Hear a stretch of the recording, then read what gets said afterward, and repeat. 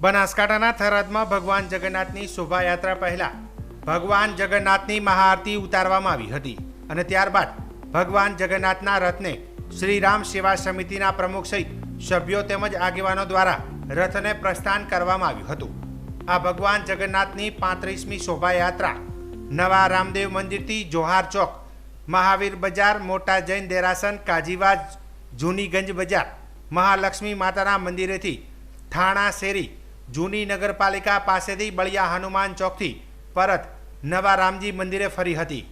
આ શોભાયાત્રામાં બનાસકાંઠાના પૂર્વ સાંસદ પરબતભાઈ પટેલ, પૂર્વ ધારાસભ્ય ગુલાબસિંહ રાજપૂત, ડીડી રાજપૂત, શૈલેષભાઈ પટેલ, આબાભાઈ સોલંકી, પતુસિંહ રાજપૂત, અજયભાઈ ઓઝા, શ્રીરામ સેવા સમિતિના પ્રમુખ જગદીશસિંહ રાજપૂત, મોગીલાલ પટેલ, પ્રધાનજી ઠાકોર સહિત વિવિધ સમાજના આગેવાનો આ શોભાયાત્રામાં ઉપસ્થિત રહ્યા હતા, જેમાં લાયન્સ ક્લબ તેમજ ભારત વિકાસ પરિષદ અને મુસ્લિમ સમાજ, સેનલ યુવક મંડળ તેમજ પ્રજાપતિ સમાજ દ્વારા કેમ્પનું આયોજન કરાયું હતું।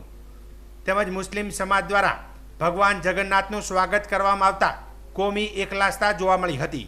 તેમજ વિવિધ સંગઠનો દ્વારા ઠંડા પાણી, શરબત જેવા અનેક કેમ્પોનું આયોજન કરવામાં આવ્યું હતું। આજની આ શોભામાં ડીવાયએસપી, પીઆઈ, પીએસઆઈ અને 105 પોલીસ સાથે આ શોભાયાત્રા નીકળી હતી।